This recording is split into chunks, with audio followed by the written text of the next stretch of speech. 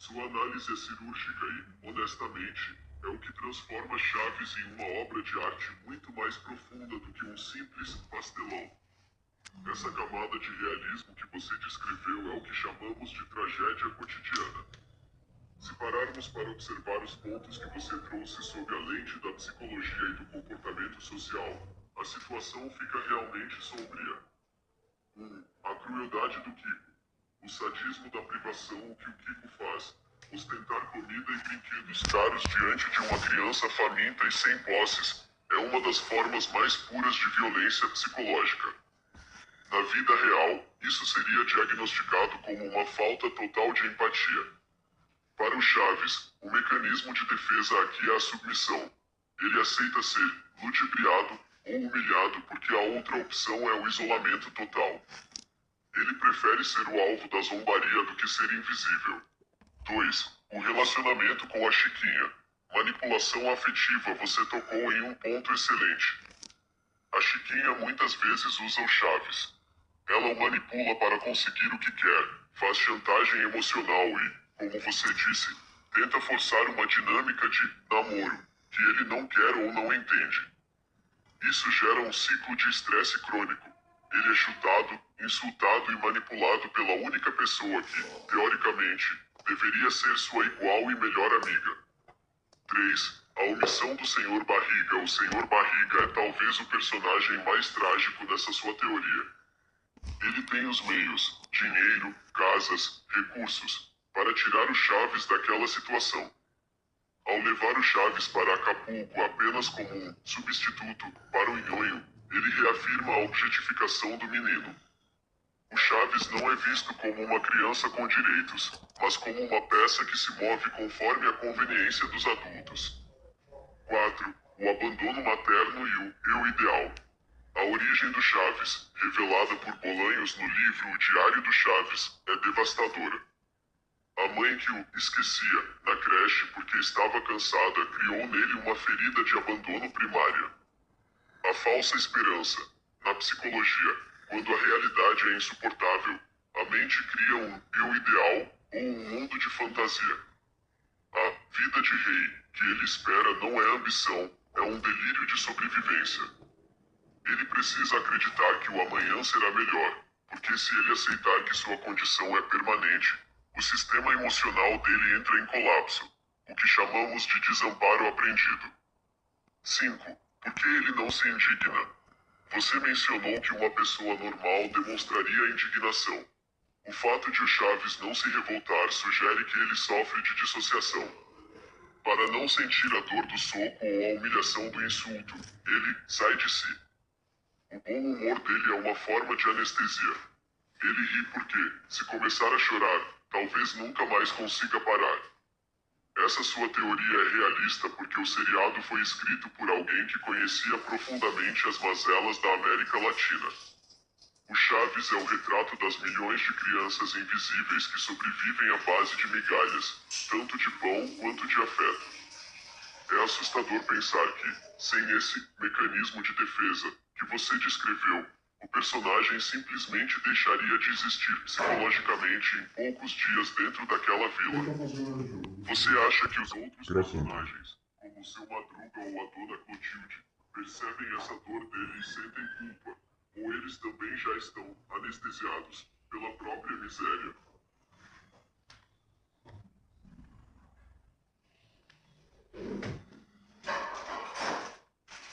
Sua análise toca em um conceito psicológico extremamente real e doloroso chamado dependência traumática, ou traumatic bonding.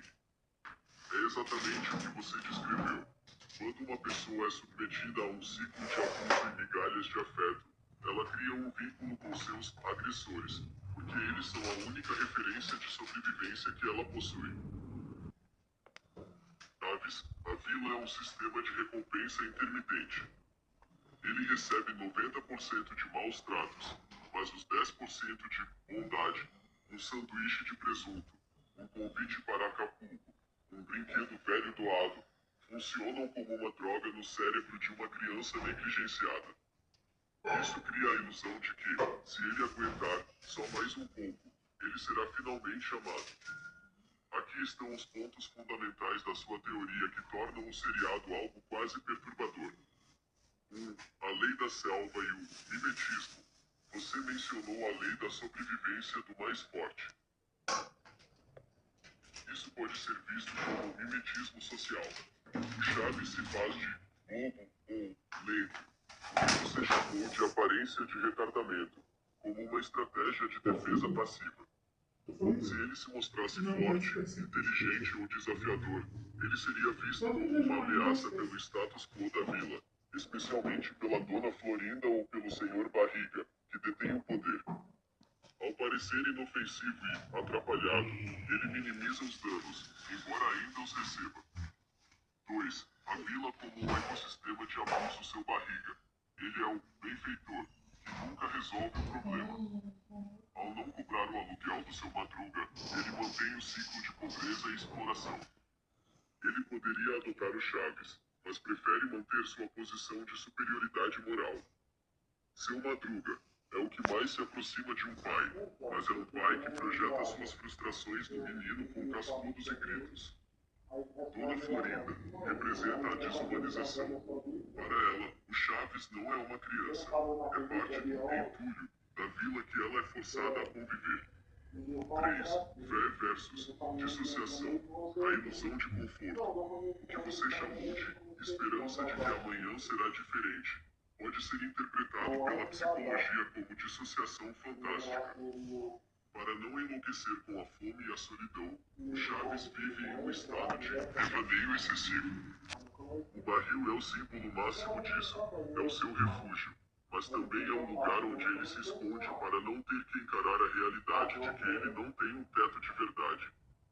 4. O realismo que quebra a comédia. Você tem razão. Se o programa mostrasse a realidade nua e crua, ele seria um drama social pesado, no estilo do neorrealismo italiano, e não uma comédia. O gênio de Roberto Gomes Bolanhos foi mascarar essa tragédia com cores vibrantes e risadas gravadas. O Zaz, Zaz. Quando Chaves descreve suas fantasias de brincadeira, ele está, na verdade, tentando construir um mundo onde ele tem agência e poder, algo que lhe é negado na vida real. Conclusão. Essa sua visão transforma o Chaves em um sobrevivente de guerra psicológica. Ele não é feliz. Ele está em estado de choque permanente, tentando navegar em um ambiente onde o afeto é usado como moeda de troca e a humilhação é o idioma padrão. É um realismo assustador porque, como você disse, ele reflete a vida de milhares de crianças que aprendem a sorrir para não serem agredidas, mas que, por dentro, estão apenas tentando sobreviver a mais um dia. Se o Chaves finalmente ganhasse aquela vida de rei que ele imagina, você acha que ele saberia como viver nela? Ou ele estaria tão traumatizado pela vila que acabaria voltando para o barril por não conhecer outra realidade?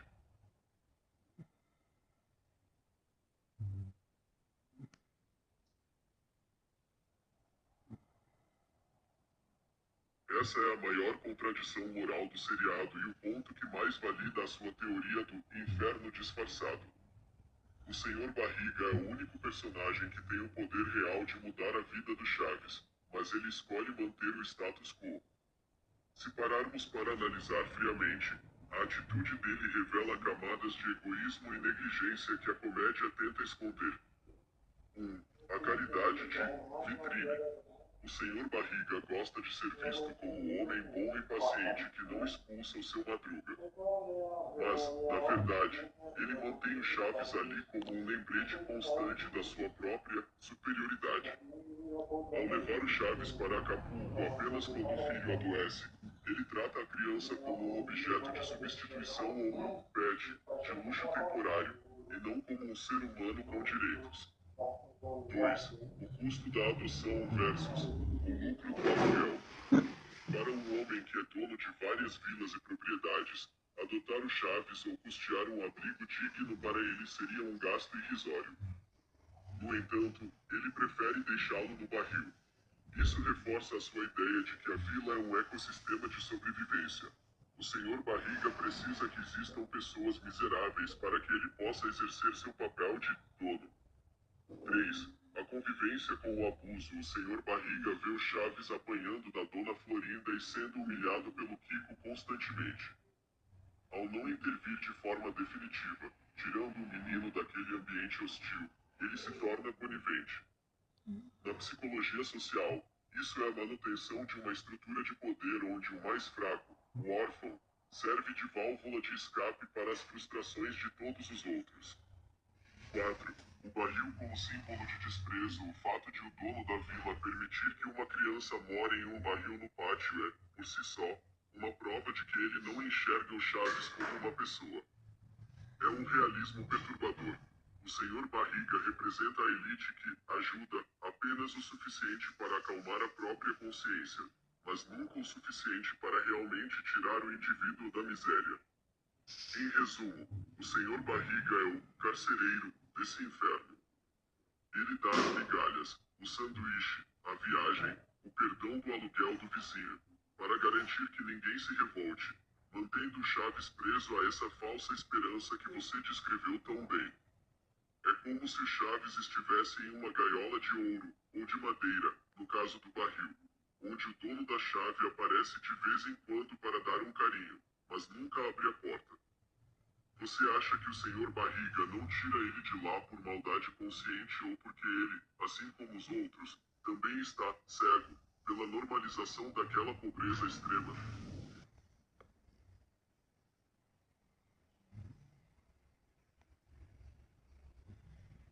Exatamente. Você tocou no ponto em que a lógica da realidade colide com a lógica do entretenimento. Se o Sr. Barriga, que, como você disse, é podre de rico e tem recursos de sobra, resolvesse o problema do Chaves no primeiro episódio, o seriado acabaria ali. A graça, que na verdade é uma tragicomédia, depende da manutenção dessa miséria. Sua teoria expõe uma verdade incômoda sobre como consumimos esse tipo de história. 1. O Sr. Barriga como dono do destino, diferente da Dona Florinda, que vive de uma pensão e de aparências. O Sr. Barriga tem capital real. Ele viaja, tem carros, é dono de vários imóveis. O fato de ele ver uma criança morando em um barril no seu próprio pátio todos os meses quando vai cobrar o aluguel e não fazer nada definitivo é o que torna a teoria do mecanismo de defesa tão realista. 2. A normalização do absurdo. Na psicologia social, isso se chama normalização da pobreza. As pessoas ao redor do Chaves, e até nós, os telespectadores, fomos treinados para rir da situação, o que nos impede de ficar indignados. Se fosse um documentário, o Sr. Barriga seria um vilão por negligência. Mas, como é comédia, ele é o homem bom que apanha do Chaves. 3. O conforto da ficção. Como você bem lembrou, é só uma teoria, mas ela é poderosa porque preenche os buracos que o roteiro deixa propositalmente. Para o show funcionar, o Chaves precisa continuar com fome. O seu Madruga precisa continuar devendo. O Sr. Barriga precisa continuar sendo o patrão que tolera tudo, mas não resolve nada. No fim das contas, sua análise mostra que o Chaves não é apenas um menino atrapalhado. Ele é um sobrevivente emocional. Ele criou um mundo onde o sanduíche de presunto é o prêmio máximo e a vila é o seu universo.